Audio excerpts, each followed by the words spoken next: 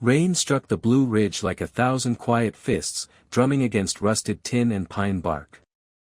From the yawning mouth of an old junkyard pipe, a German shepherd crawled into the open, limping, caked in mud, his coat mottled with scars and old ghosts. He wasn't supposed to be seen. Somewhere out in the dark, men with low-tuned engines and colder intentions prowled the tree line. Between the dog's teeth hung a torn leather collar, worn smooth by years and grief, and inside it hid something small enough to lose, but powerful enough to ruin a town. A man stopped in the cold.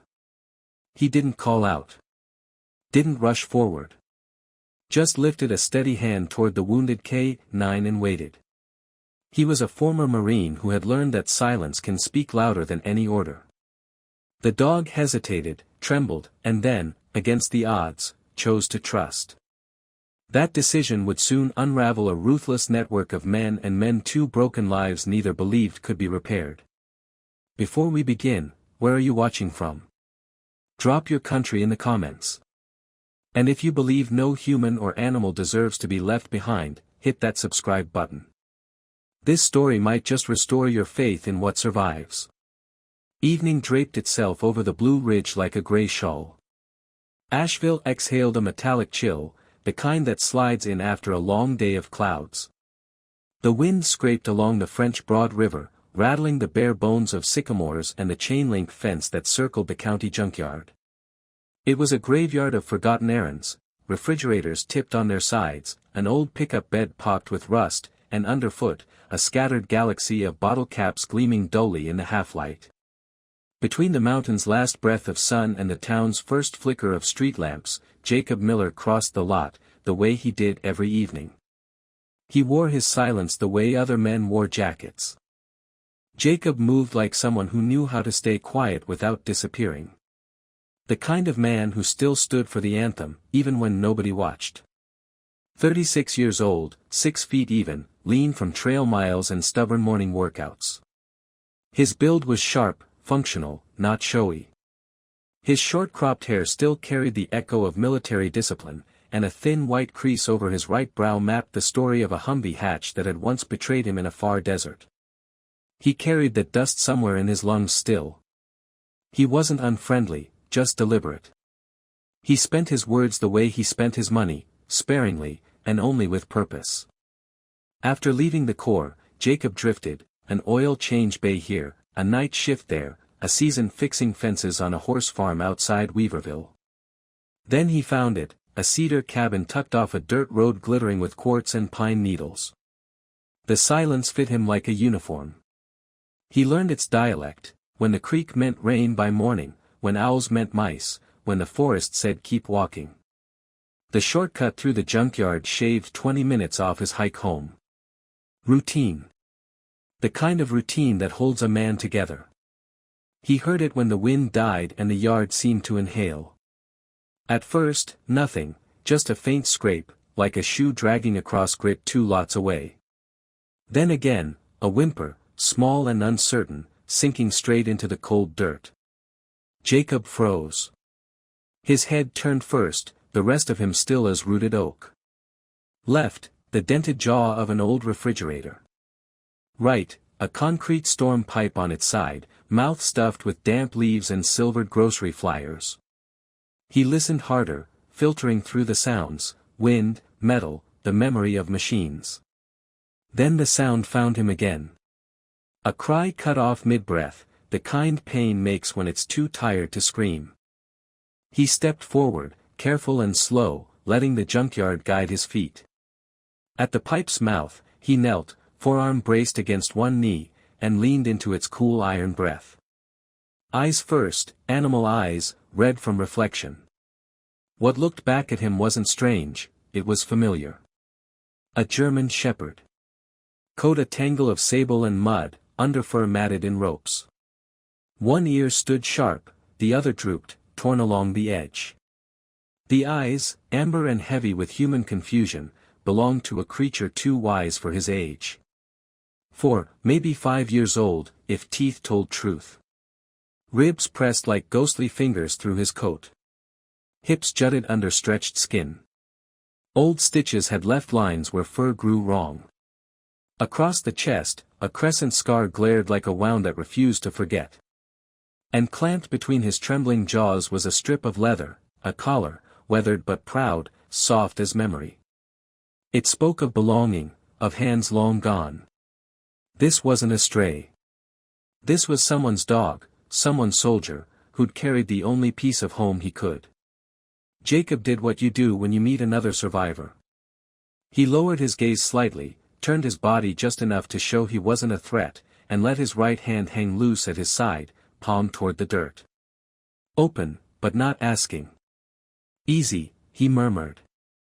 His voice rolled low, round, meant to soothe, not cut. The shepherd's lip lifted in warning, but only a little. Then, as Jacob spoke again, the ears twitched. The jaw softened around the collar. Fear and duty fought a silent war inside that dog, and Jacob wasn't sure which side would win. Up close, he could smell winter on him, iron, dirt, and something faintly sweet, the scent of old blood. The front paws tucked awkwardly beneath the chest, nails worn to nubs, not from trimming, but panic. Jacob recognized it. The dog was surviving on muscle memory, and it was coming apart at the seams. "This is all we've got," Jacob whispered, not to the dog, but to himself, to the part that made decisions before fear could object. He inched closer. The shepherd stayed still, eyes tracking every move.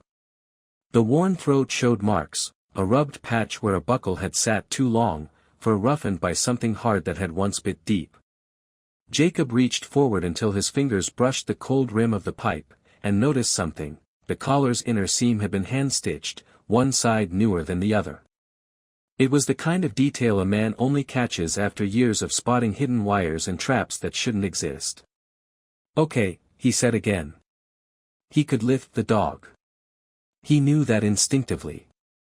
But there are two ways to carry something, the kind you force, and the kind you're given. He reached into his jacket and found what everything broken still understands, something small and kind. Jerky. Hard, salty, honest.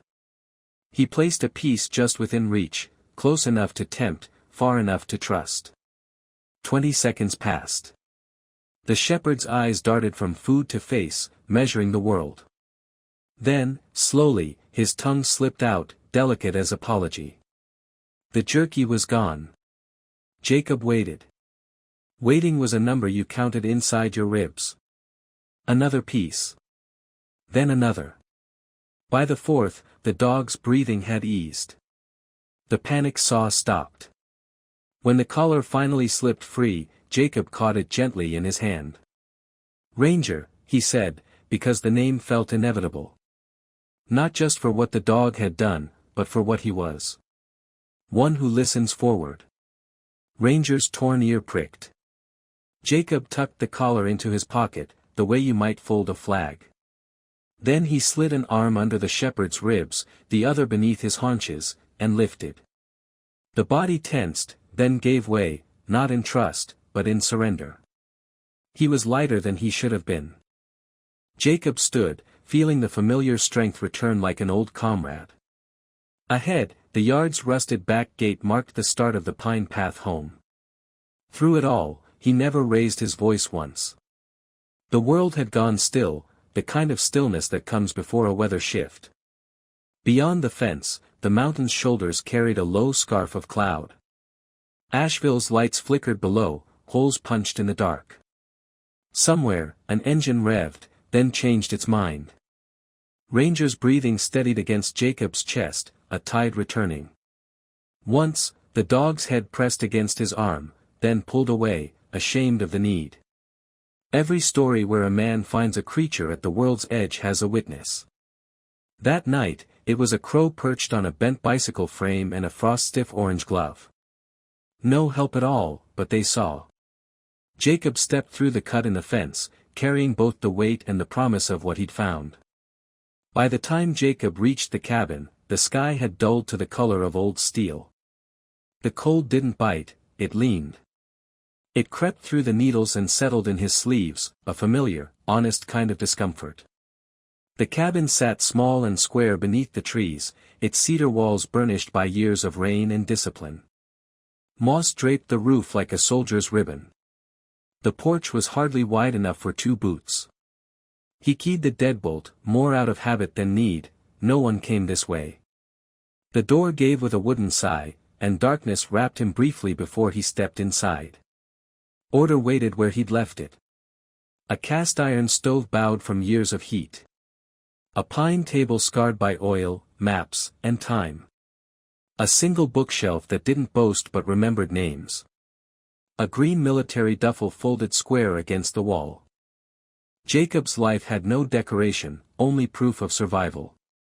He set Ranger down on an old moving blanket meant for chainsaw work. The shepherd's coat was a sodden ruin, mud, oil, and exhaustion stitched together. The torn ear hung low, the ribs pressed sharp. Up close, the animal's story was written plainly in flesh, 4 or 5 years old, once strong, now stripped by hunger. But the eyes, those autumn-brown eyes, still held something unbroken. Calculation, not surrender. Jacob, who'd learned to read men's limits in silence, saw the same calculation now. He moved carefully, not making the mistake of pity. He filled a stainless bowl halfway with water, never full. Thirst can drown a starved thing as surely as neglect. He set it just close enough.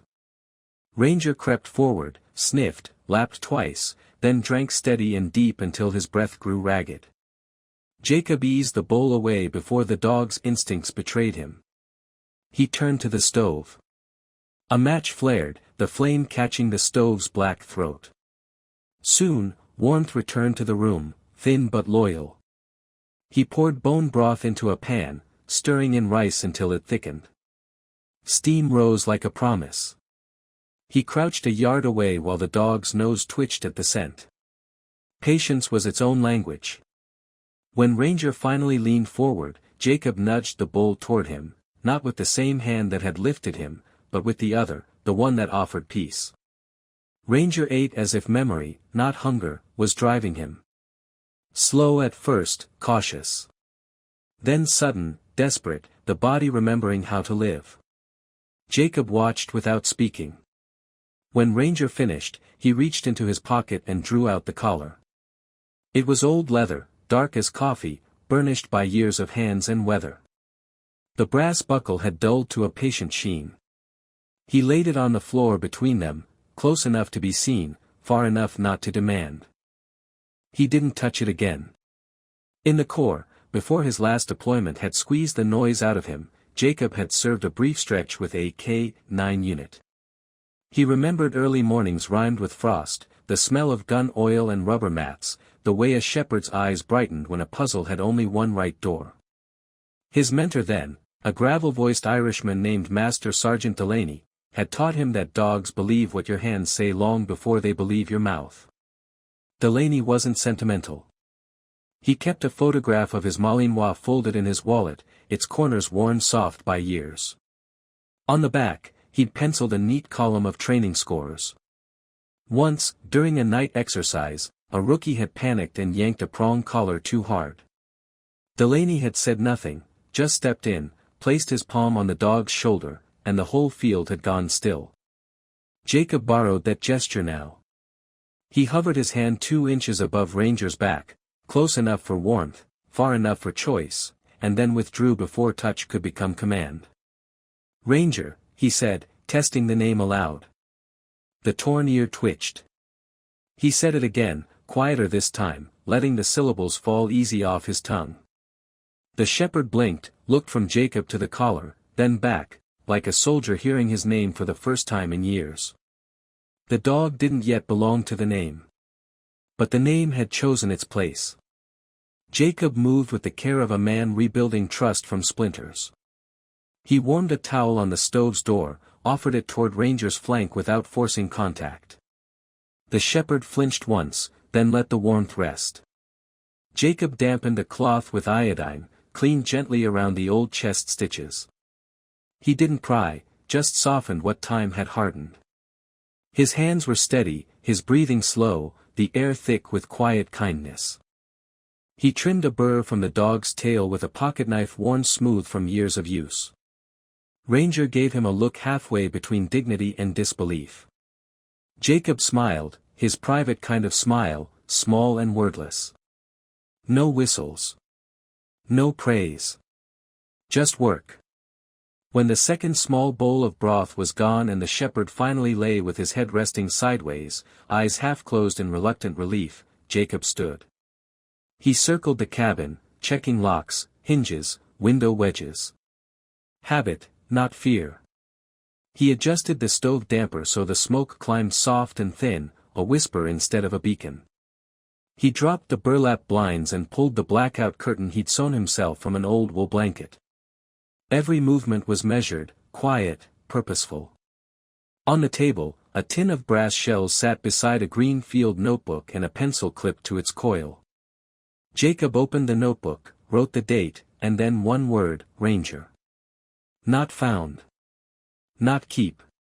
Just a name, a place to return to. He cut a small tag from a scrap of aluminum and used a nail and ball-peen hammer to dimple the letters. Ranger. Not because a tag made a dog safer on a mountain, but because a name feels real when it rings. He didn't hang it yet. Earning comes before giving. He set it beside the collar on the table. The two objects looked almost like prayer. Outside, the night deepened. The stove ticked as sap turned to heat. Clouds smothered the moon. Ranger shifted once on the blanket, exhaled, and, just before sleep, let his chin rest against Jacob's boot. No speech could have done more. Jacob checked his watch, 22:07. He let himself drift into the kind of half-sleep Marines learn, the kind where one eye listens. He sat in the armchair, angled toward the door and window both, hand open on his thigh instead of around an invisible weapon. Once, a training accident had cost a teammate his hearing because someone assumed morning meant safety. Jacob never forgot. The stove cast a honey-colored glow, painting both man and dog in amber stillness. Ranger's paws twitched, running in dreams on kinder ground. Then came the change. Jacob felt it before he heard it, the air thickening, the kind of pressure that precedes danger. Ranger's head lifted instantly, neck long, ears straining into the dark. He didn't bark. He listened. Then a single bark cut the quiet, short, sharp, precise. Another followed, lower, threaded with warning.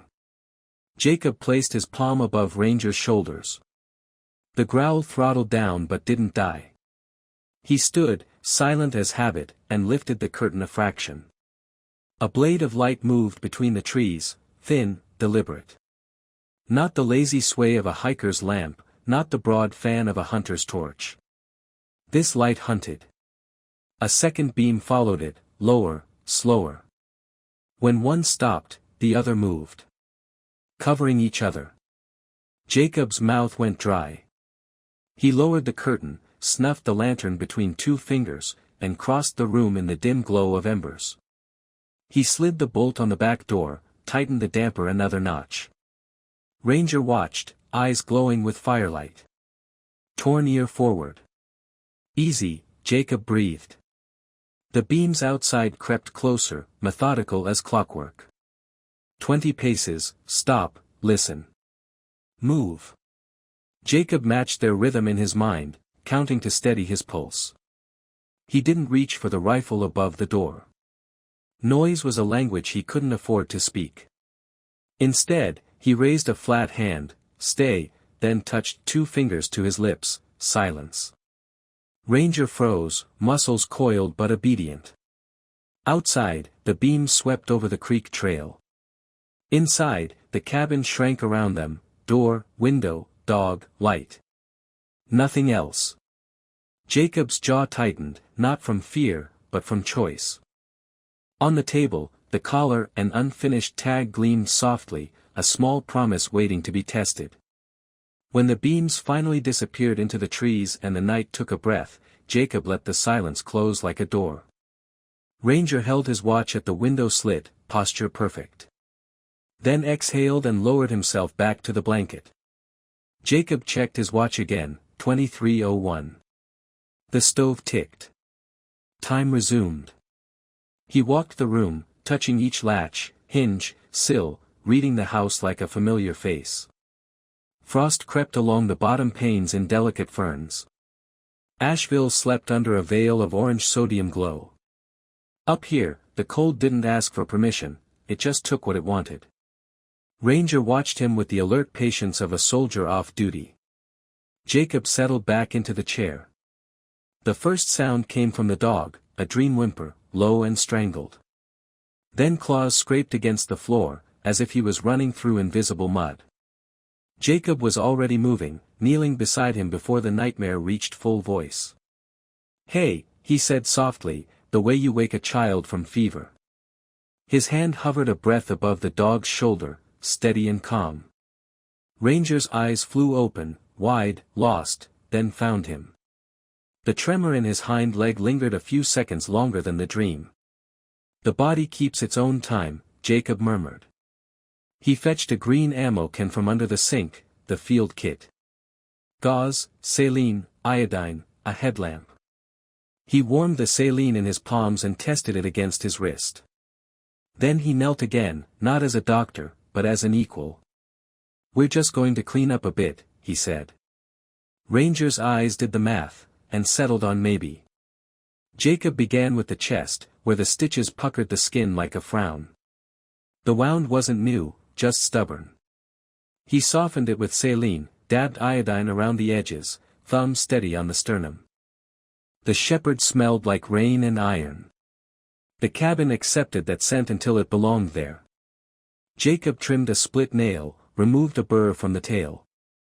Ranger endured it all with that particular shepherd patience, dignified, offended, noble. Then Jacob turned to the collar. He hadn't meant to, but the sight of it pulled him. He lifted the leather under the headlamp. The inner seam, stitched by a rough hand, caught his attention again. The thread was newer, the spacing imperfect. Someone had repaired it in a hurry, with care and fear at war. He pressed gently along the edge, feeling the line where the layers met. Something solid lay hidden inside. He looked at Ranger, who was watching the collar as if it could explain his life. "Okay," Jacob said quietly. The word was permission, to the past more than the present. He laid the collar on the table, careful not to break its story. He took a seam ripper from a sewing tin, the red bead dull, the hook sharp. Not cutting, teasing, one stitch at a time. The thread loosened reluctantly, as though it, too, had something to hide. Finally, the seam opened like a secret asked kindly. Inside, thin leather had been peeled back to form a hidden pocket. Jacob tapped it with a dental pick. A faint metallic click answered. He eased the object out, a black plastic cap, smaller than his thumbnail, knurled around the edge. Beneath it, a short cylinder, housing a USB drive no thicker than a matchstick. He turned it in his palm. No markings. No logos. Just precision, too clean, too deliberate. Someone had hidden this with care, and asked a dog to carry it through hell. Ranger stepped closer, posture alert, waiting. Jacob set the drive and its cap on a towel, each an inch apart, as if logging evidence. Discipline over curiosity. He took out his notebook and wrote. Date. Time. Location. Micro USB drive concealed in leather collar recovered from German Shepherd. Condition, dry. Witness, none. Then he sealed it inside a plastic bag, pressed the air out, and ran a strip of red tamper tape across the top. His initials followed. He didn't plug it in. Didn't need to. Curiosity is just another form of fear dressed up as bravery. He locked the drive in a small hard case, the kind meant for SD cards, and slid it into a new drawer. Not the one he usually used. Then he wrote one more line. Do not open. Wait for the right man and the right machine. He looked at Ranger. The dog's chin rested on the table's edge, eyes fixed on the collar, the sealed bag, and Jacob himself. Jacob lifted the collar, it felt lighter for what was gone, heavier for what it meant, and hung it on a hook by the door. The shepherd watched it like a believer watches a crucifix. Jacob cleaned his tools. The night pressed its ear to the window. He cracked the kitchen window just enough to let the cold in, to keep the air honest. Then he sat, listening to the wind comb through the pines. Ranger sighed, a long, clean breath, and closed his eyes. Jacob whispered to the dark. "You watch while I rest. I'll watch while you breathe." And for the first time in a long while, he slept without fear of waking alone. Morning didn't arrive with ceremony, just a slow draining of the dark until the trees turned silver. Frost crept across the porch boards, painting white ferns on the wood. A thin film of ice skinned the bucket outside where rain had gathered from the eaves. The cold had sharpened its teeth overnight. Down the valley, Asheville lay still, roofs hushed under a pewter sky. The French Broad River murmured its winter song, patient and cold. Jacob woke in the chair, boots still on. The knot between his shoulders told him he'd earned that sleep. Ranger hadn't moved far. He was curled neatly on the blanket, paws tucked, head resting on a fold like he'd ironed the air before lying down. When Jacob stood, the dog's eyes opened without the rest of him moving. A soldier's trick. The first hour of any day belonged to small agreements, the quiet rituals that keep a man civilized. Jacob stirred the stove back to life with a split of oak. The fire caught, breathing in its slow rhythm. He cracked the window 2 fingers to let the cold make the heat honest. He set the kettle to pace and turned to Ranger. The little hard case still sat where he'd placed it the night before, out of reach, out of temptation. Jacob ignored it, the way you ignore something too powerful to name before daylight. Instead, he fetched a shallow pan and mixed a thin porridge, broth, rice, a strip of jerky. Enough to feed strength, not arrogance. Ranger ate with quiet diligence, stopping when old instincts whispered caution, starting again when hunger argued back. Jacob rolled the small aluminum tag he'd made the night before in his palm. The name pressed into it caught the light, Ranger. He set it beside the collar still hanging by the door. Earning comes first, he reminded himself. By mid-morning, clouds had dropped low over the ridge, wrapping the peaks like a scarf. The forest hummed with that particular stillness before weather decides what it wants to be. Jacob took the broom to the porch, not to clean, winter resists tidy, but to feel the edges of his perimeter. Ranger followed a few paces behind, not crowding, not ranging. Watching, always. Jacob's breath rose in slow plumes. He moved along the porch and down the steps, boots sinking into the thin crust of frost. The world smelled of cedar and cold earth. He crouched at the east edge of the clearing, under the white pines. His eyes found it before his mind did, a print in the frozen soil. Not deer. Not his own. A man's boot, size average. The heel shallow, the 4-foot deep. The tread chewed unevenly at the edges, urban wear, not mountain.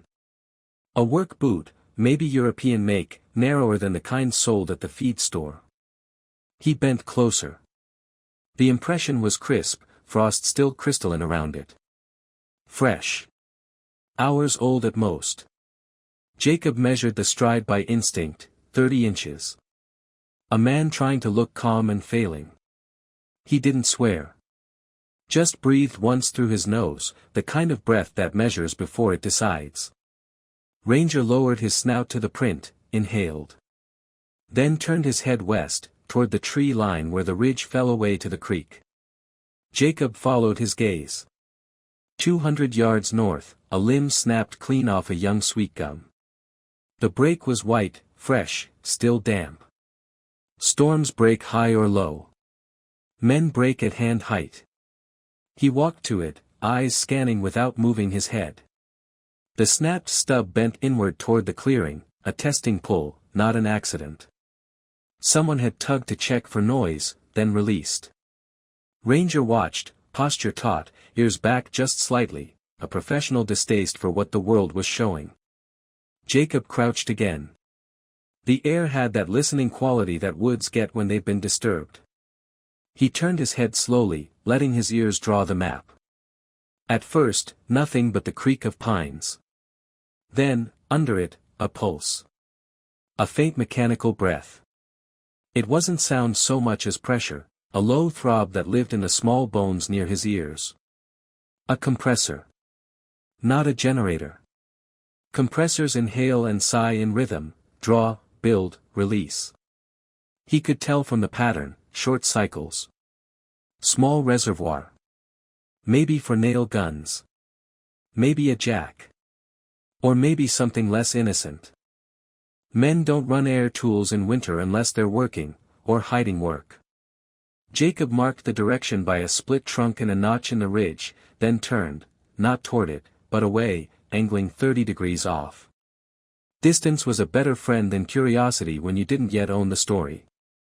Ranger followed without command, his body reading Jacob's like a second language.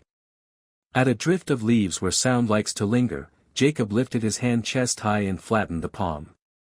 The shepherd stilled instantly. Not a muscle twitched. 2 fingers to the lips. Silence. Ranger's jaw closed. Breath shifted to a low, measured pull, enough to smell the air but not disturb it. Jacob didn't praise him.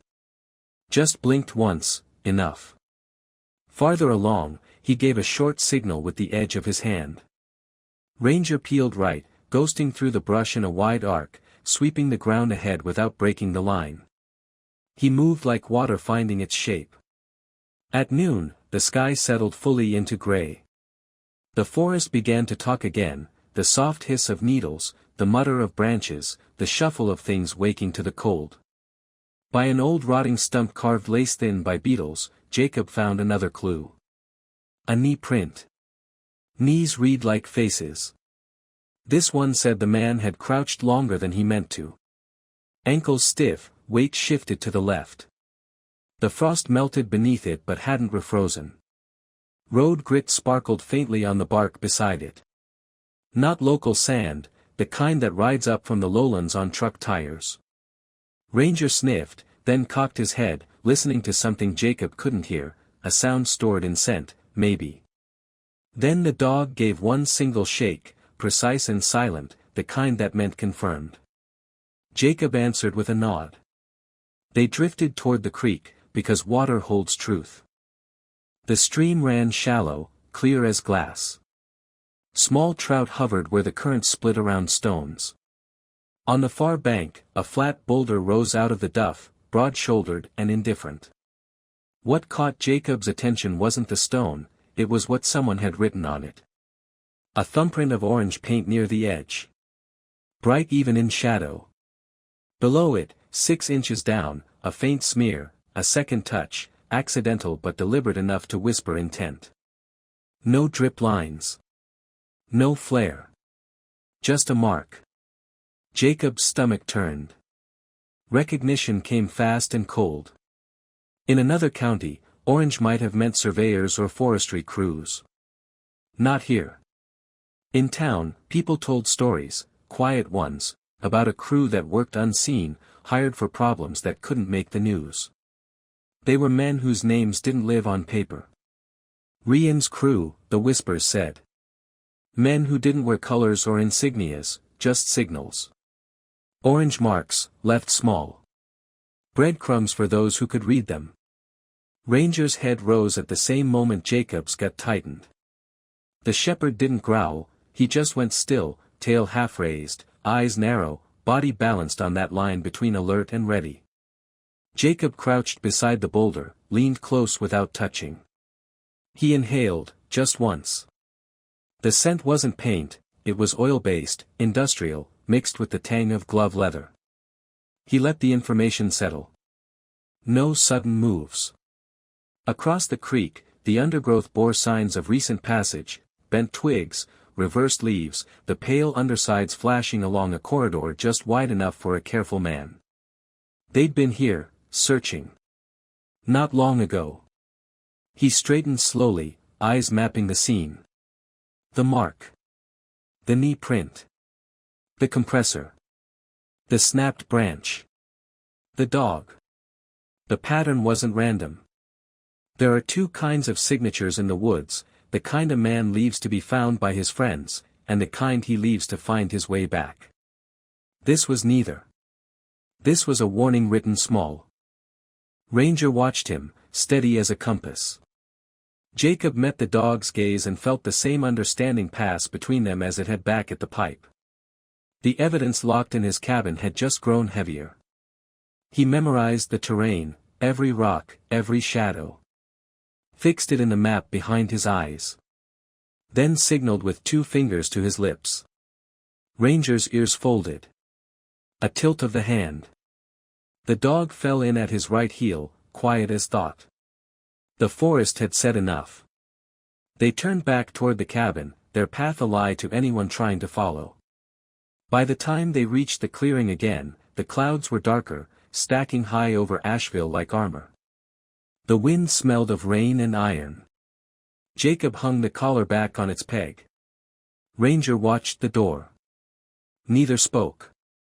Words, he knew, only gave the dark more places to hide. The rain came early that night. Not as a storm, but as a slow, heavy grief that soaked everything in silence. By the time Jacob finished stacking the firewood, his jacket had turned the color of wet slate. The wind rolled down from the ridge, curling through the trees in low, exhausted sighs. Ranger stood under the porch eave, head tilted, studying the darkness like it had lessons to offer. The first flash came from the south. A blue smear of lightning, distant but close enough to show how black the clouds had grown. Then came the delayed growl, long, deep, and certain. Jacob didn't bother counting seconds between flash and thunder. Some storms don't measure themselves, they announce. Inside, the stove held its glow, patient and small. He checked the window latches one more time, then knelt to run his hand over the rifle case beneath the table. The latch gave with a muted click. The weapon inside was older than some marriages but cleaner than most consciences. A Remington 700 with a floated barrel and a scope that had seen more dust than rain. Jacob ran a cloth over it out of ritual, not worry. The rifle didn't ask for reassurance, it just needed to be ready when he was. He chambered nothing. Not yet. On the counter, the small waterproof case containing the USB drive sat beneath an overturned tin cup. He left it there, the way you leave a truth you're not ready to face. He poured himself coffee instead. Black, strong, honest. Ranger paced once across the floorboards, then stopped by the door, ears pricked. Yeah, Jacob muttered. I hear it too. The sound came low, like gravel under tires, muted by distance but climbing. He killed the lantern and let the room fall to the soft breath of the stove. Outside, rain pelted the roof harder now. The rhythmic hiss covered most noise, but not all. Beneath it, the faint hum of an engine eased, coughed once, and died. Jacob's heartbeat slowed instead of quickened. He'd learned long ago that real fear lives quiet. He took the rifle, slipped the bolt closed without sound, and moved to the north window. The glass was fogged with condensation. He wiped it with his sleeve and stared into the black. 2 figures, barely shapes, moved along the tree line, flashes of dark fabric between the pines. They weren't together, they flanked. One carried something long and narrow, rifle or crowbar, couldn't tell which. The other kept low, scanning. Jacob's mind built a clock from their steps, 3 seconds apart, 70 yards out. Training. Not amateurs. Ranger's body stiffened beside him, tail rigid, muscles quivering beneath his fur. A low rumble started deep in his chest. Jacob laid a hand on his flank, pressing lightly. The growl vanished mid-breath. Not yet, Jacob whispered. He moved to the back door, unlatched it halfway, and slipped outside into the rain. Cold needles against his neck. The storm swallowed his outline almost instantly. The yard glistened with puddles and the silver sheen of runoff. Every step had to count. Ranger followed at heel without command, the two of them melting into the line of cedars where the ground sloped down toward the creek. They waited. Lightning cracked again, this time close enough to make the air taste metallic. In that brief flash, Jacob saw the two men clearer now, both in dark jackets, one wearing a cap pulled low, the other bareheaded, rain plastering his hair to his scalp. They spoke, barely audible under the storm. Then separated further, one drifting right, toward the porch, the other circling left toward the back window. Jacob crouched, breath slow, heartbeat steady. He lifted the rifle, sighted along the line, not to shoot, but to know. Through the scope, the nearer man's features sharpened, sharp jaw, young, eyes fixed on the house like it owed him something. He carried an automatic pistol, silencer attached. Professional. Jacob's finger rested against the trigger guard, not inside it. The wind gusted, the rain hissed harder. He could see it now, the moment when old instincts wake up before you ask them to. He exhaled once. The rifle stayed low.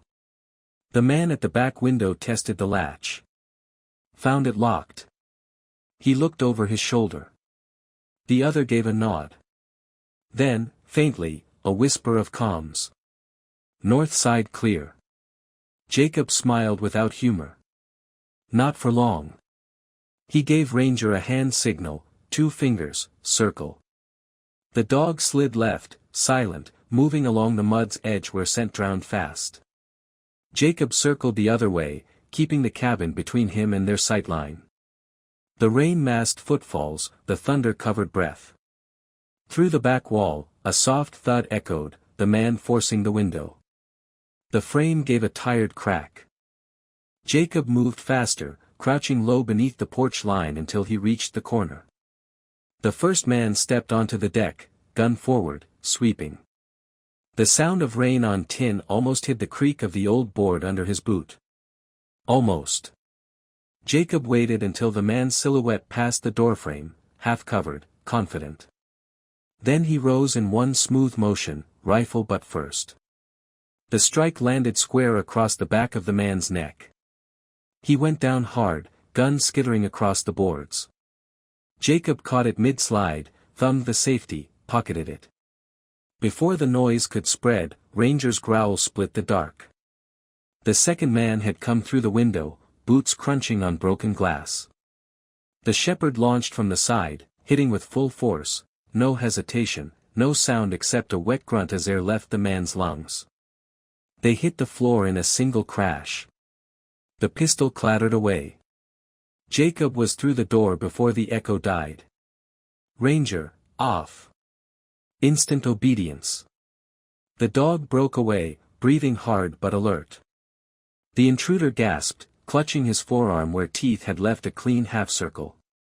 Jacob kicked the weapon aside, leveled his own rifle. Don't move. The man froze, eyes darting toward his partner on the porch.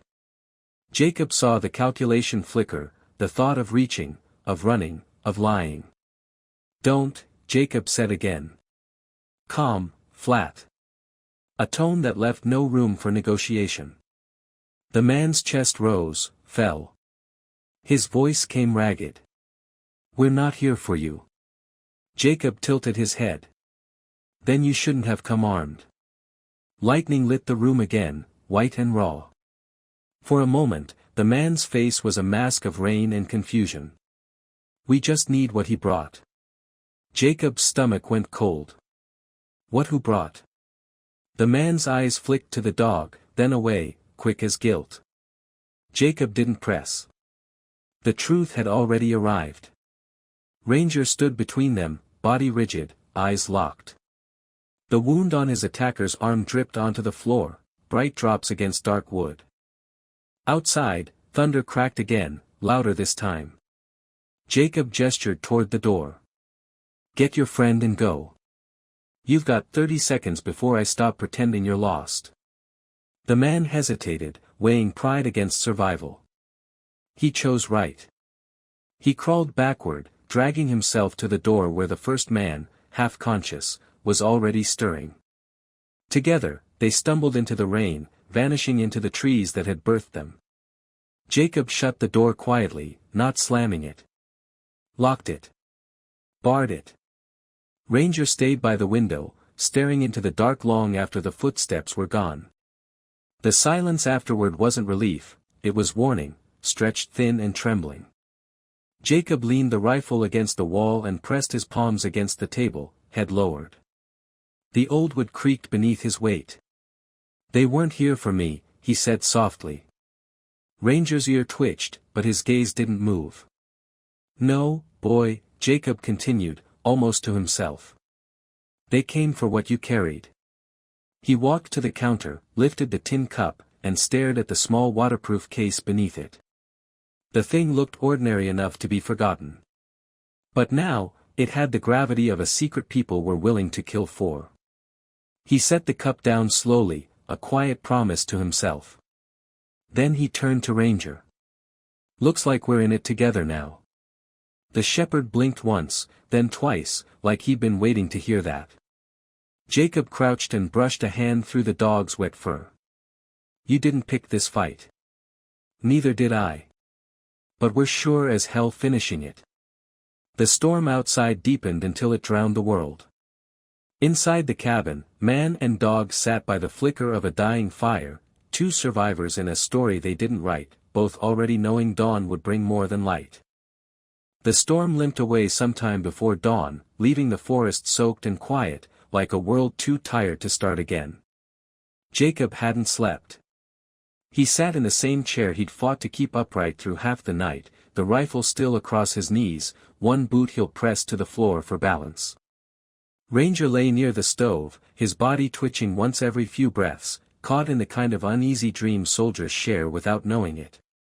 When gray light finally bled through the cracks in the blinds, Jacob exhaled for what felt like the first time in hours. The men hadn't returned. That didn't mean they wouldn't. He rose slowly, every movement measured to avoid sound. He checked the window first, then the porch, the tree line, the long stretch of muddy path where two sets of prints had half filled with rain. Gone now, washed to memory. The kind of disappearance you don't trust. Inside, the fire had dwindled to its last orange vein. Jacob stirred it, fed two small splits of oak, and waited for the smoke to catch. Ranger lifted his head at the sound.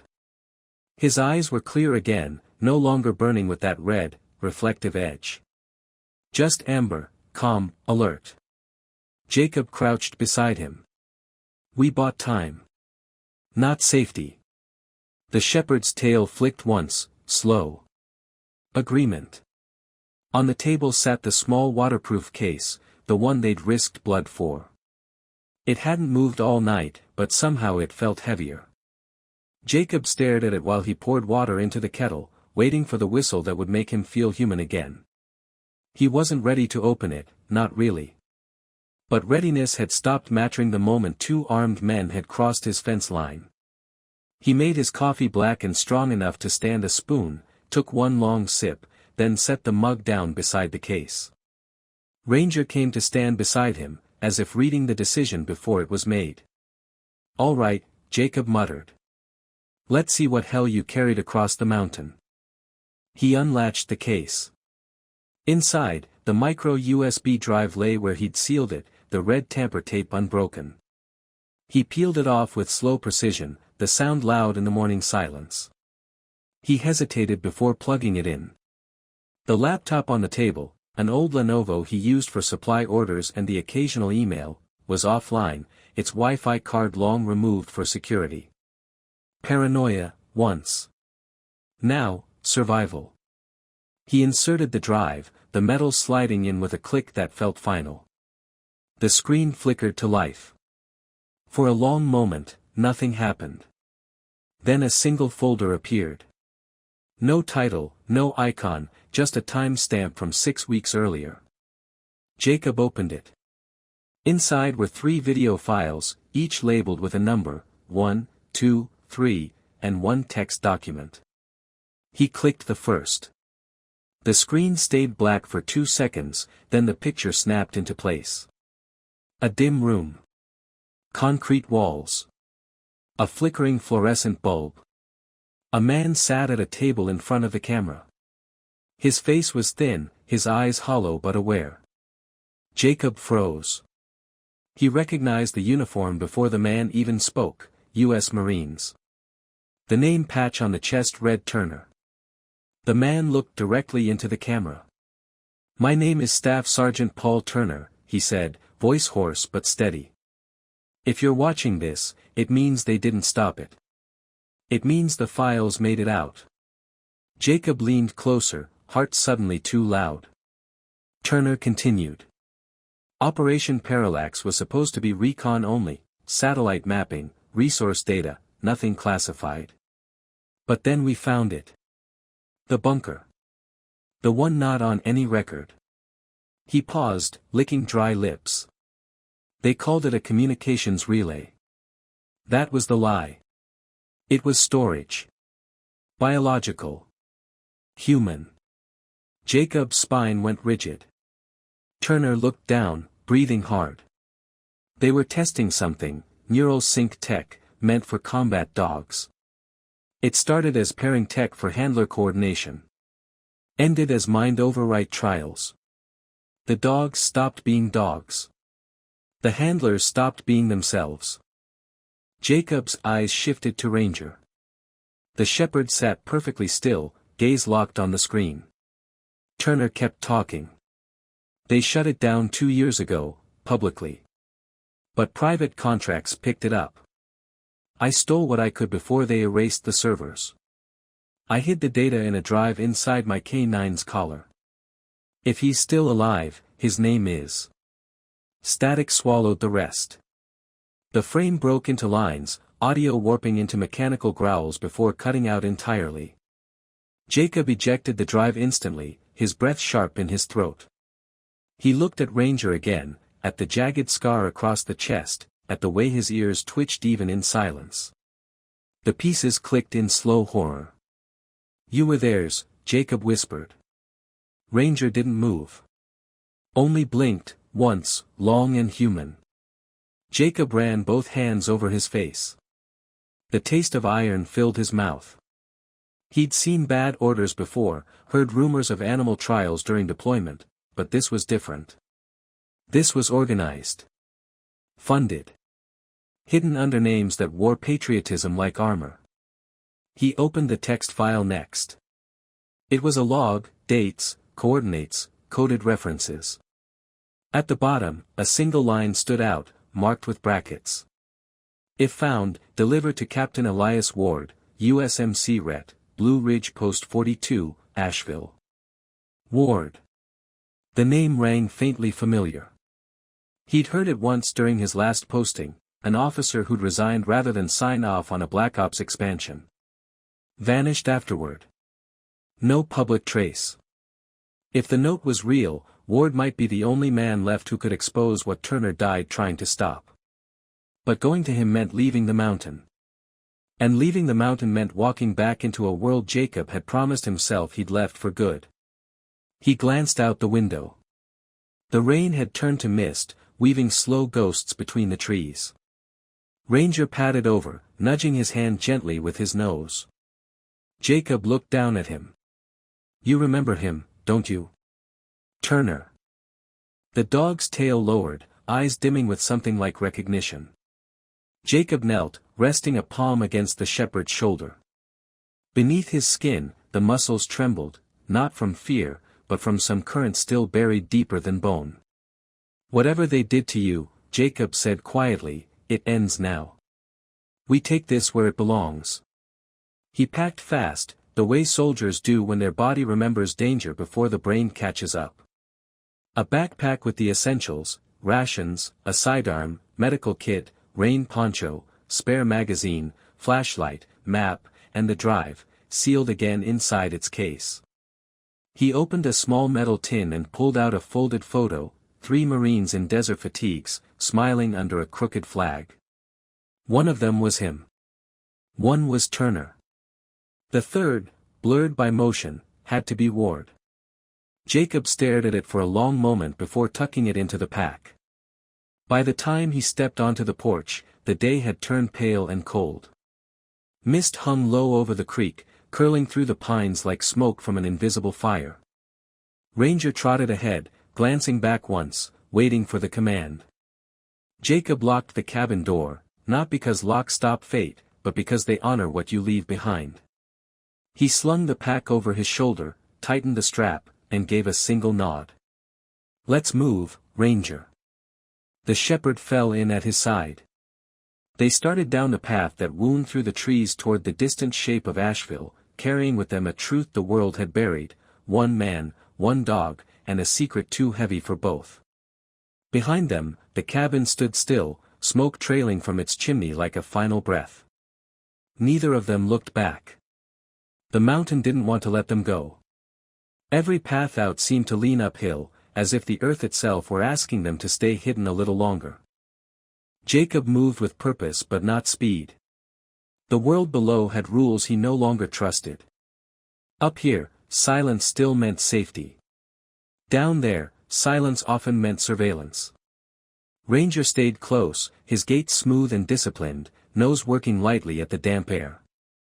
Mist clung to his coat, turning each breath into small ghosts. The trail dropped through a cut of laurel and pine until the trees began to thin.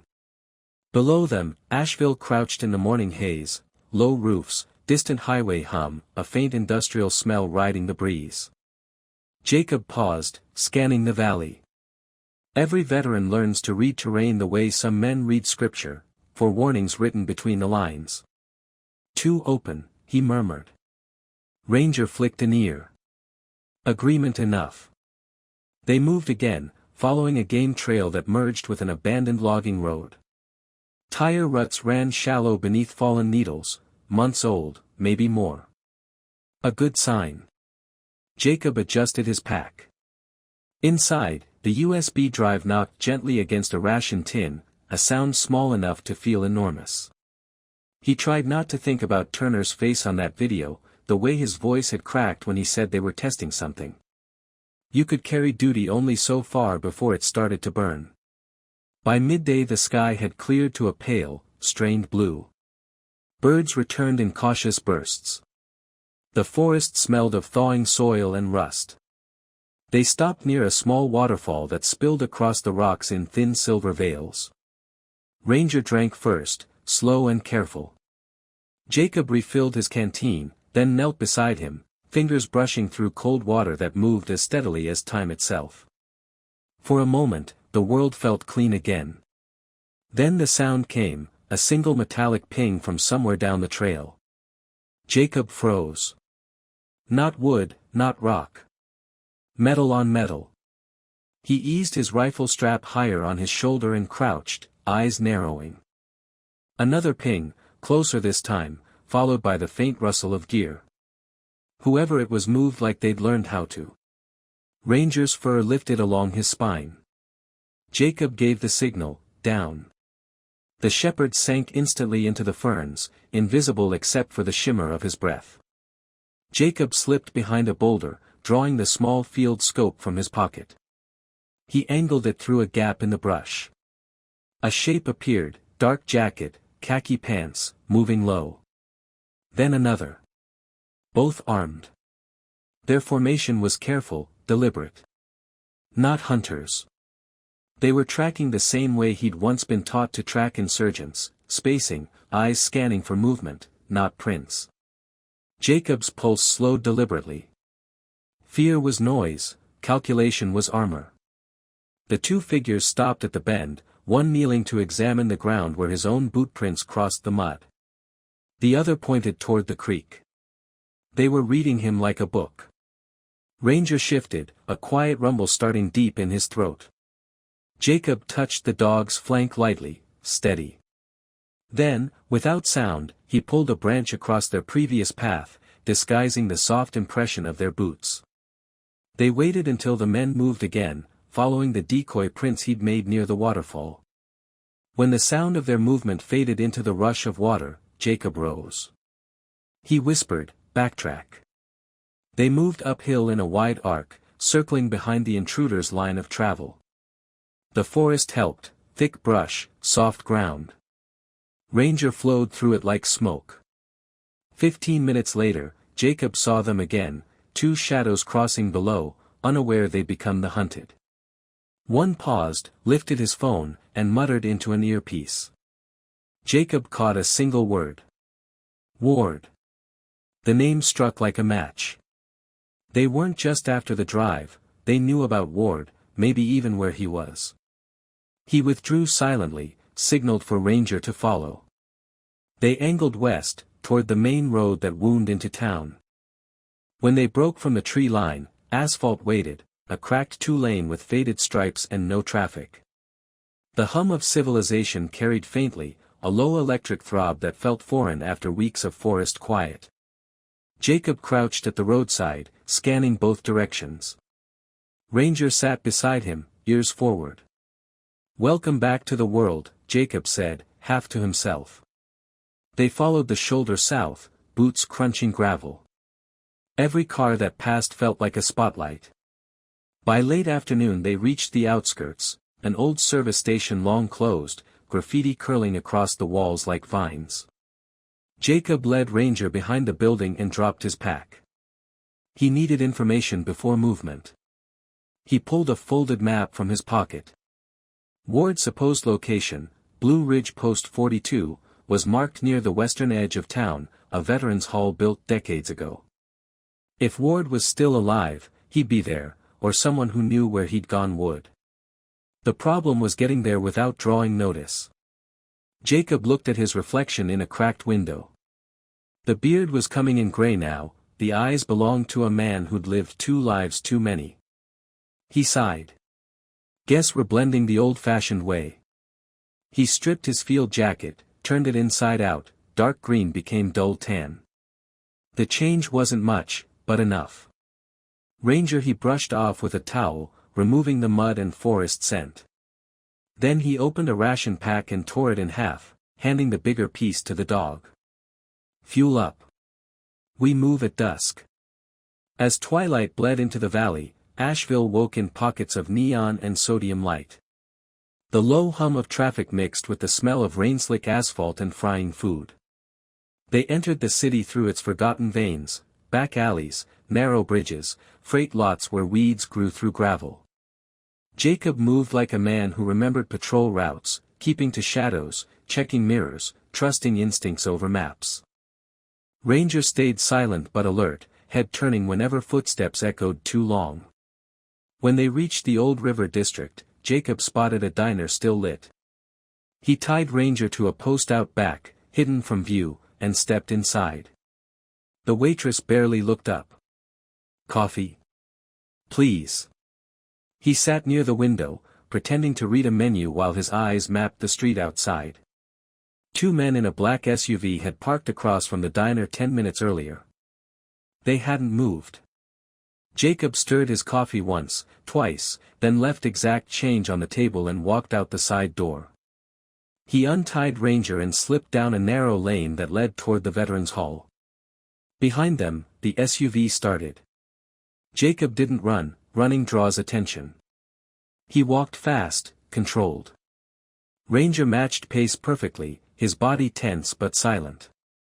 At the end of the alley, the hall came into view, brick building, flag half-lit, the old Marine emblem above the door. Jacob's chest tightened. Home and exile in one frame. He reached for the handle just as the SUV's headlights swept across the street. The doors opened, 3 men, moving with intent. Ranger growled low. Inside, Jacob hissed. They slipped through the heavy door, shutting it quietly behind them. The hall smelled of old polish and dust. Fluorescent lights hummed weakly overhead.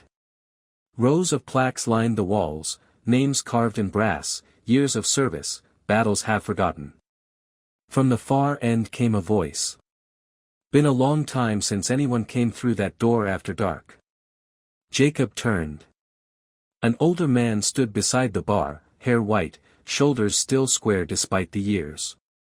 His left hand rested on a cane carved from hickory, his right held a glass of something amber. "Captain Elias Ward," Jacob said. The man's eyes sharpened. "That depends who's asking." Name's Miller. Marine. I brought something that used to belong to Staff Sergeant Turner. Ward's glass paused midway to his mouth. Turner's dead. I know, Jacob said quietly. He left you a message. Ward studied him for a long moment, then looked down at Ranger, who stared back with the steady gaze of recognition. God, Ward murmured. He made it. Jacob opened the pack, set the sealed drive on the bar. We need to talk fast. We're not alone. Outside, an engine idled. Headlights crawled slowly across the frosted glass. Ward sighed, setting his glass aside. Then I guess retirement's over.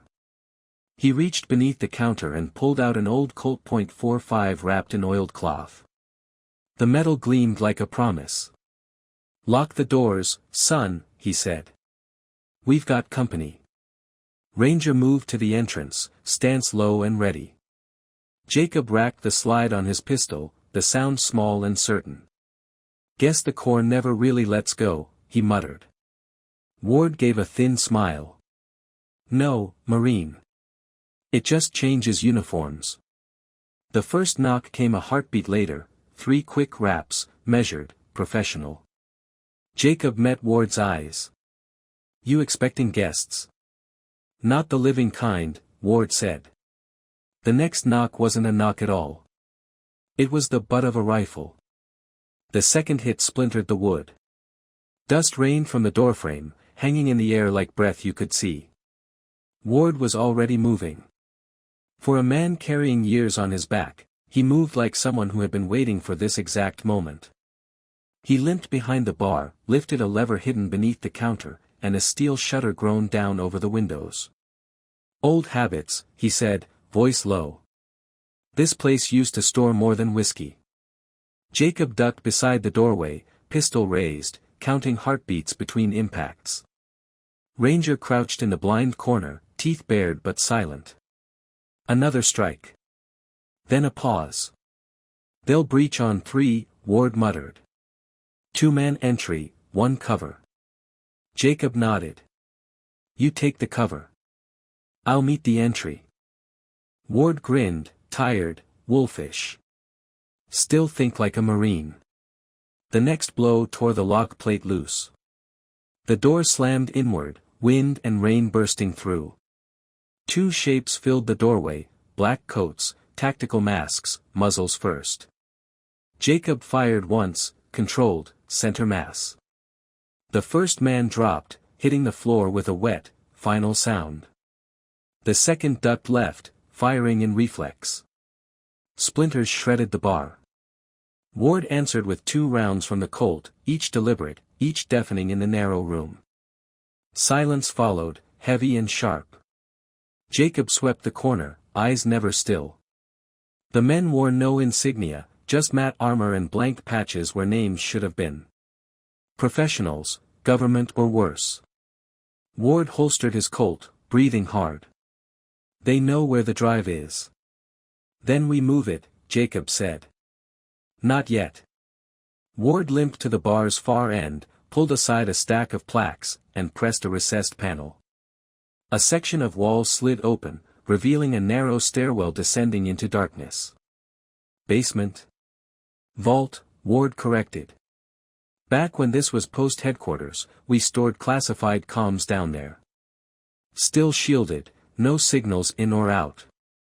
Jacob grabbed the pack and followed. Ranger descended first, paws quiet on the metal steps. The door sealed behind them with a hollow thud. Below, the vault smelled of oil and old wiring. Rows of cabinets lined the walls, their stenciled markings faded to ghosts. A single bulb swung overhead, humming faintly. Ward crossed to an ancient console, flipped 2 breakers. A generator coughed awake somewhere behind the wall, flooding the room with a low, steady hum. Welcome to the forgotten end of the Corps, he said. Jacob set the drive on the table. Turner said you'd know what to do. Ward's expression tightened at the name. Paul was stubborn. Too good for the kind of work they gave him. He tried to stop Parallax before it left the testing stage. He didn't make it. Ward nodded once. I heard. They called it an accident. I didn't believe them. He took the drive, plugged it into an old terminal patched to a portable power supply. The screen flickered alive, green text crawling across black. Lines of data spilled open, code, medical readouts, coordinates, images. Ward scrolled slowly, jaw hardening. Son of a... What? Jacob asked. Ward turned the monitor toward him. Photographs filled the screen, metal cages, surgical rigs, tanks lined with wiring. In one image, a shepherd lay strapped to a table, eyes half open, skull shaved for electrode implants. Jacob's stomach clenched. That's not research. That's torture. They called it neural synchronization. They wanted perfect unity between Handler and K-9. Thought if they could share instincts, they could build soldiers who never hesitated. Then someone realized it could go further. Mind control, Jacob said flatly. Ward nodded. Biofeedback turned to override. They tested both ways, dog to man, man to dog. Turner stole the last data set and ran. Jacob looked at Ranger. The dog stood still, gaze fixed on the screen but unafraid, like he'd seen it before. Ward continued. Whoever sent those men tonight, they're not trying to bury this. They're trying to finish it. Jacob's hand tightened on the rifle. Then we stop them. Ward smiled grimly. That's the plan. Above them, a faint metallic scrape echoed, boots on stairs. Ranger's ears snapped toward the sound. A low growl rolled from his chest. Jacob killed the light with a flick. The room plunged into dark. Vent shaft, Ward whispered, pointing toward the far wall. Leads to the alley. They moved fast, Jacob grabbing the pack, Ward clutching a flashlight between his teeth, Ranger at point. As they reached the vent, the vault door above groaned open. Voices followed, calm, disciplined, close. Ward pried the grate free. Go. Ranger slipped through first, disappearing into shadow. Jacob pushed the pack ahead, then crawled after him. Ward followed last, grimacing as his knee scraped metal. Behind them, the vault lights blazed on again. Someone had found the breakers. A single shot ricocheted through the duct. Metal screamed. Jacob shoved forward, dragging Ward clear as the tunnel narrowed and opened onto the alley behind the hall. Rain fell steady now, silver under the dim streetlight. They tumbled out together. Ranger spun, facing the exit, body vibrating with the urge to protect. Jacob pulled Ward to his feet. You good? Ward coughed once, nodded. Never better. Then move. They darted down the alley, hugging the shadows between dumpsters and brick walls. Sirens wailed faintly in the distance, police or imposters, hard to tell. At the far end, a rusted truck waited, half covered by a tarp. Ward yanked it free. Still runs, he said. Kept it fueled for nostalgia. Jacob tossed the pack in back and climbed into the passenger seat. Ranger leapt after it, landing with a soft thud. Ward turned the key. The engine protested, then caught, coughing up a cloud of smoke. Headlights flared behind them, two black SUVs emerging from the rain. Go! Jacob shouted. Ward floored the accelerator. Tires spun, caught traction, and the truck shot forward onto the narrow street. Bullets snapped past, biting sparks from the tailgate. Ranger barked once, sharp and fearless. Hold on, Ward growled. He swerved down a side road, weaving through industrial lots until the lights behind began to fade. For a few miles, only the wipers and the heartbeat of the engine spoke. Jacob finally said, "They'll keep coming." Ward nodded. Good. Means we're getting close. Close to what? Ward glanced at him. To ending what they started. There's one last file Turner mentioned in his notes, a location tag buried in the metadata. The bunker. If we find it, we find proof. And the people funding this? Ward's smile was thin and tired. They'll come to us once they realize what we're holding. Jacob looked out the rain-streaked window, the road twisting ahead like an unspooled wire. Ranger rested his head on the seat between them, eyes half-closed but alert. "Hang in there, boy," Jacob murmured. "We're not done yet." The truck roared up the ridge road, tail lights swallowed by the storm. Behind them, in the veterans' hall they'd fled, the vault door hung open, light spilling over the bodies on the floor. One of the masked men stirred, clutching a radio to his chest. "Target mobile," he rasped. "Package intact. Send intercept." Static answered. Then a cold voice, clipped and precise. "Confirm visual on the dog." "Confirmed." "Then the dog is the priority." The storm broke with the dawn, leaving the highway slick and empty. Mist curled off the asphalt in thin silver ribbons, rising toward a sky still bruised from the night's violence. Ward drove with both hands tight on the wheel, eyes fixed on the road like it might vanish if he blinked. His knuckles were white, the veins along his wrist standing sharp beneath weathered skin. Jacob sat beside him, map unfolded across his lap, the USB drive's coordinates scrawled in pencil on the corner. Ranger lay stretched across the seat between them, chest rising in calm, steady rhythm. They'd been driving for hours, following the coordinates Turner had buried inside the encrypted file. Every few miles, Jacob checked the rearview. Nothing. The pursuit had fallen away, for now. Ward finally broke the silence. "That bunker Turner mentioned, it was built during the Cold War. Originally an emergency comms relay. Later, it got repurposed. The Corps turned it into a black research site in the late 90s. No one ever officially shut it down." Jacob folded the map. "You think it's still active?" Ward's jaw tightened. "If they're hunting us this hard, it never stopped being active." They left the main road just before sunrise, taking a service track that climbed into the woods. The truck groaned in protest, suspension creaking over wet stones and ruts. By mid-morning, the trail narrowed into a tunnel of pine. Fog pressed low, muffling sound. "Quarter mile more," Ward muttered, scanning the GPS clipped to the dash. Coordinates put it just beyond the next ridge.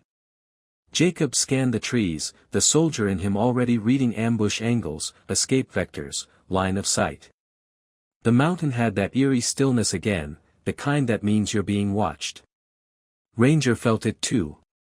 His ears pricked, nose twitching, a low vibration running through his body. "Eyes up," Jacob said quietly. The trail curved left around a slope and dead-ended at a rusted chain-link fence half swallowed by moss and years. A weathered "No Trespassing" federal property sign hung crooked on one post.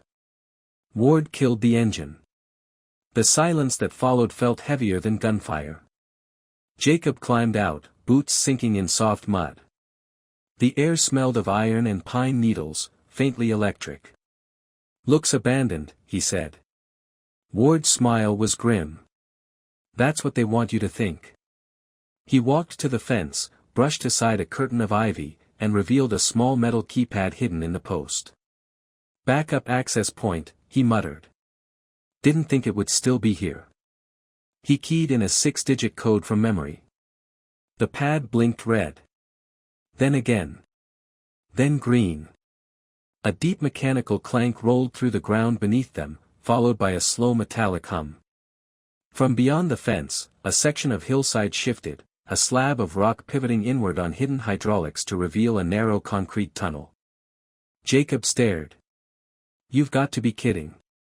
Ward shrugged. "Welcome to the Shadow Wars." They slipped inside, pulling the gate shut behind them. The tunnel smelled of dust, old oil, and something faintly chemical. Bare bulbs lined the ceiling, half dead but still pulsing with life. At the end of the passage, a steel blast door waited, its surface scratched and pitted from decades of use. Ward punched another code. The lock hissed, and the door groaned open just enough for them to squeeze through. Beyond it, the bunker opened like a wound. Rows of computers sat dormant under sheets of dust. Wires snaked across the floor like roots. The air carried that sterile chill only deep concrete can hold. Jacob swept his flashlight across the room. Place looks dead. Don't bet on it, Ward said.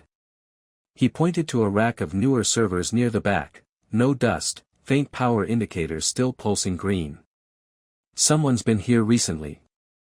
Ranger sniffed the air, tail stiff, ears pivoting. He walked to a door on the right, scratched once, then growled low. Jacob followed, weapon ready. The door bore a single stenciled word, Lab 3. He turned the handle slowly. The smell hit first, disinfectant, copper, old electricity. Inside, stainless tables gleamed under flickering lights.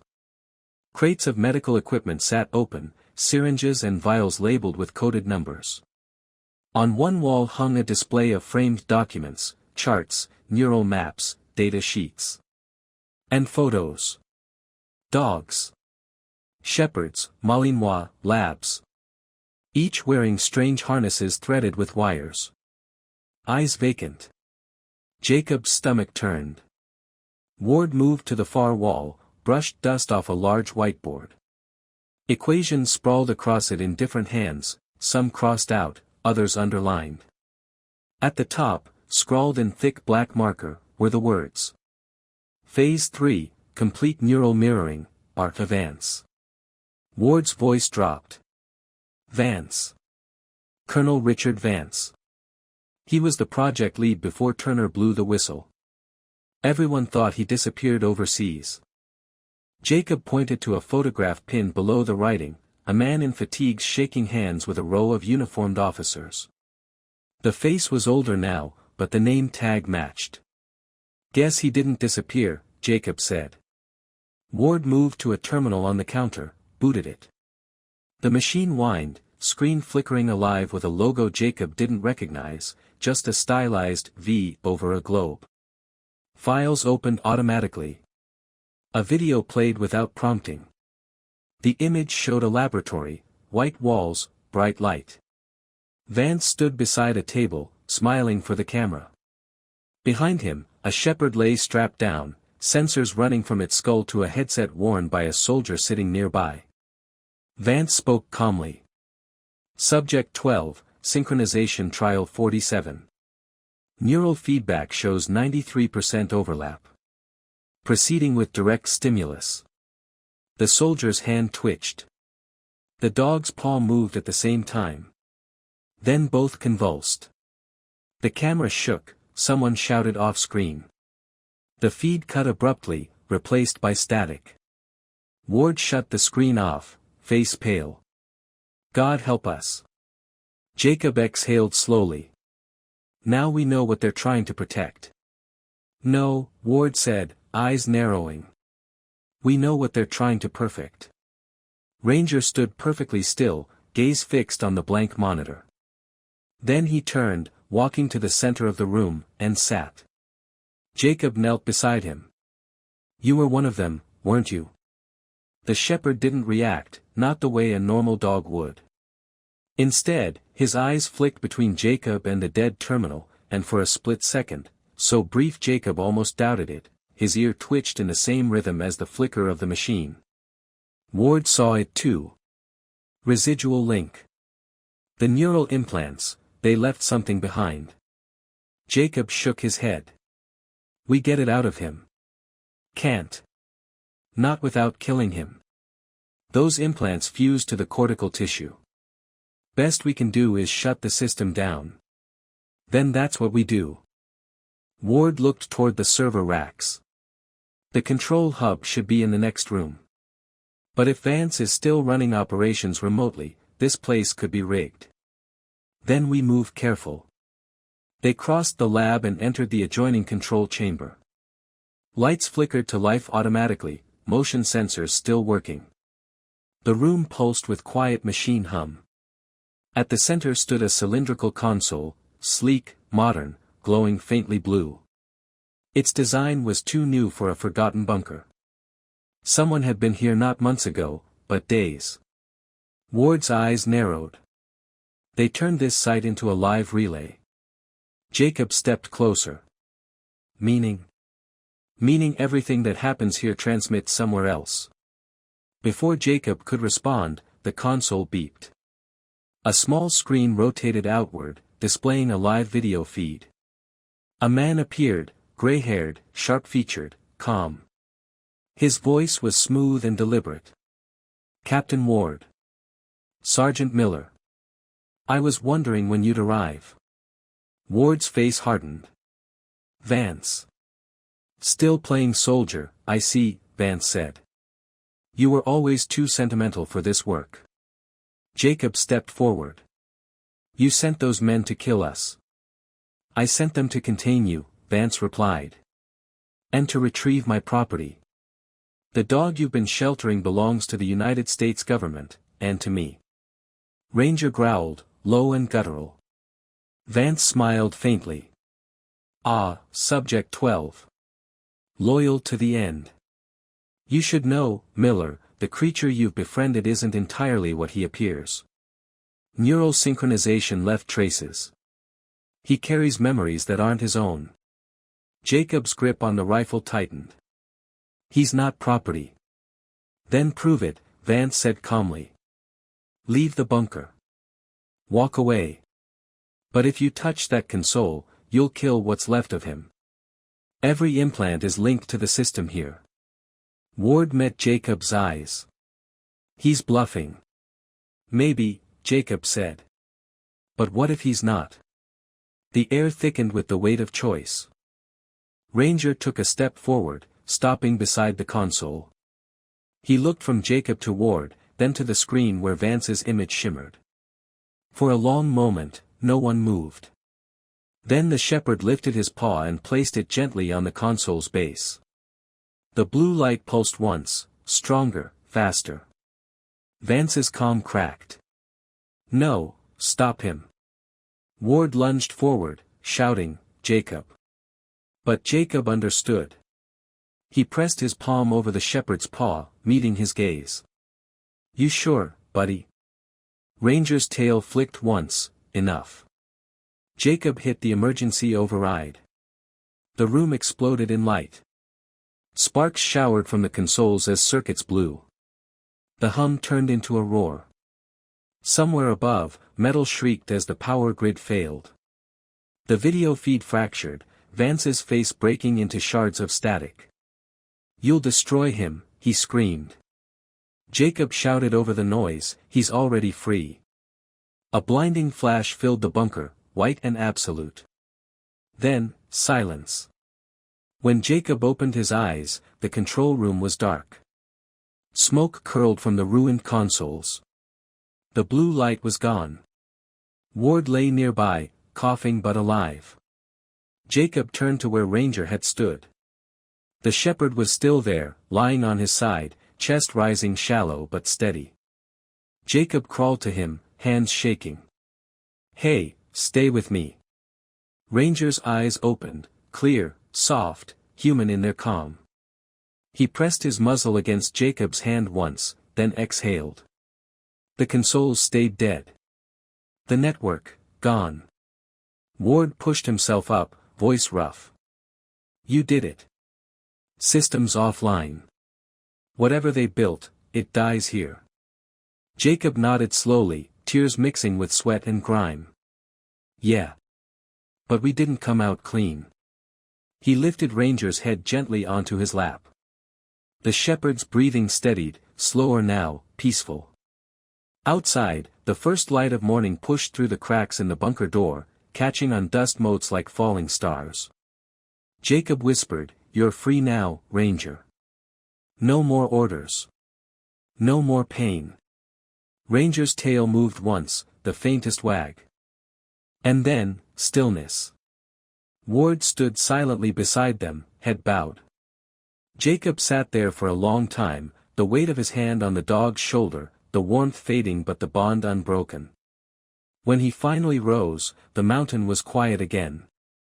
And for the first time in years, Jacob Miller saluted no flag, no command, just the memory of a friend who'd carried a secret the world wasn't ready to face. The smoke thinned as morning took hold. By the time Jacob and Ward climbed out of the bunker, the mountain had gone still again, no echo of gunfire, no wind, only the quiet drip of water through broken rock. Behind them, the concrete door hung open at an angle, half melted from the overload. A smell of scorched circuitry trailed up from the dark like a last confession. Jacob carried Ranger in his arms. The dog's weight felt both impossibly light and unbearably heavy. They found a clearing a few hundred yards uphill, a patch of moss ringed by white pines and a single granite boulder split clean down the middle. Morning light pooled there like a benediction.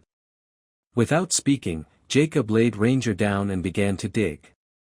Ward worked beside him, slower but steady, his cane set aside. The earth was soft from rain, the work went fast. When the hole was deep enough, Jacob unbuckled the old leather collar and ran his thumb over the name stamped into its tag, Ranger. He set it beside the shepherd, fingers lingering just long enough to feel the worn brass warm beneath his touch. Ward straightened, back cracking, breath rough. He saved us both, you know. Jacob nodded. He saved everyone. They filled the grave slowly, the sound of falling dirt louder than it should have been. When it was done, Jacob stacked 3 flat stones at the head, no marker, no inscription. Just the kind of monument a soldier understands. Ward stood silent for a while, cap in his hands. Then he said, "You ever plan to tell anyone?" Jacob stared at the mound of fresh soil. Turner tried. Look where it got him. Ward's eyes hardened. Then maybe we finish what he started, the right way. Jacob looked at him. You think anyone's going to believe 2 ghosts with no clearance and no evidence? Ward's mouth curved, humorless. We've got the drive. Backups of the data survived in my portable rig before the system blew. Enough proof to bury Vance and everyone funding him. Jacob said nothing for a moment. The forest around them breathed, wet leaves, resin, life. Finally he said, then we make it count. 3 months later. A television flickered in the corner of a motel room outside Arlington. News anchors spoke over a loop of footage, men in suits escorted by federal agents, trucks hauling crates out of a fenced compound, headlines crawling beneath the image. Defense contractors charged in illegal bioneural trials. Project Parallax officially terminated. Jacob sat on the edge of the bed, clean-shaven, wearing a borrowed jacket that didn't quite fit. Ward sat in the armchair, cane across his knees, eyes bright with something that looked a little like satisfaction. Anonymous leak, Ward said, smiling faintly. Whoever sent that data packet knew what they were doing. Jacob didn't answer. His gaze was fixed on the muted screen, on the face of Colonel Richard Vance being led away in handcuffs. The man looked smaller than memory allowed. Ward poured 2 fingers of whiskey into paper cups. To ghosts, he said. Jacob raised his cup. And the ones who stayed. They drank in silence. Outside, traffic whispered along wet pavement. Somewhere down the hall, a cleaning cart rattled. Jacob reached into his duffel and pulled out the collar. The brass tag caught the light from the TV. He turned it in his hand once, twice, then set it gently on the table. Ward watched him. You could stay, you know. VA would take you in, give you a job. Training, counseling. Jacob shook his head. I'm no good at rooms with ceilings anymore. Where'll you go? Back up the ridge, Jacob said. There's a cabin that needs fixing. A trail that still remembers our steps. Ward nodded. When the world starts to forget, someone should remember. Jacob looked at the collar again. I already do. Weeks later, Blue Ridge Mountains. The forest had started to green again. Rain turned the dirt soft, wildflowers pushing through like tiny declarations of life. Jacob walked the path alone, a pack over one shoulder, the old collar looped through his belt. At the clearing, he stopped. The 3 stones still stood. Moss had begun to creep along their edges.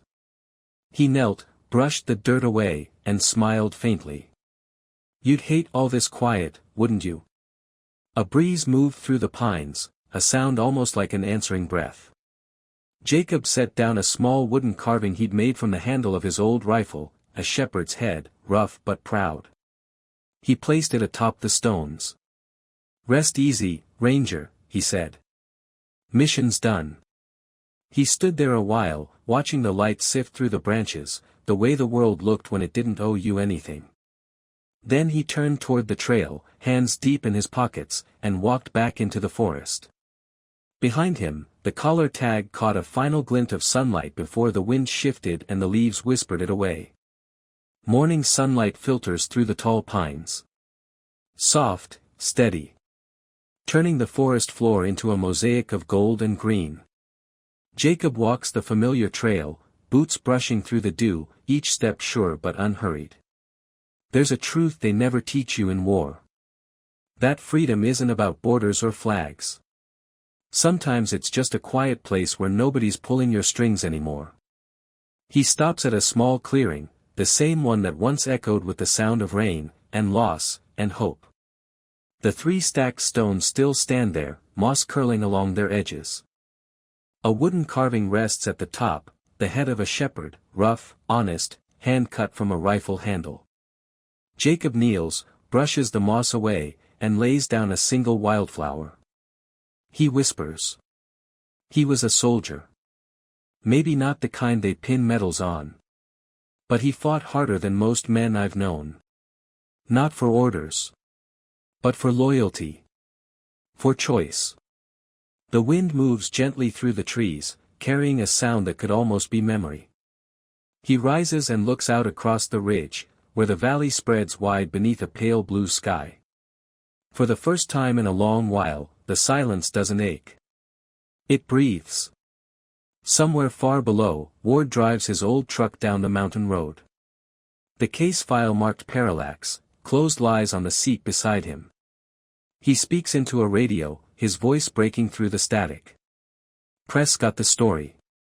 Congress will bury it under denials and red tape. But the right people know. You did good, Marine. Jacob smiles faintly. His reply comes quiet. We both did. And him most of all. The world moves on. It always does. But every once in a while, it leaves a marker. A story that says not all the good ones make it home. And not all the broken ones stay that way. Jacob glances once more at the stones, at the carved wooden shepherd. And turns back toward the trail. As the light deepens through the trees. A sound rises faint and distant. A bark, clear as memory and soft as forgiveness. Jacob pauses. Smiles. Yeah, he says quietly. I hear you. He walks forward into the sunlight. And the forest closes behind him. Peaceful, endless, alive. In memory of those who serve, and those who wait.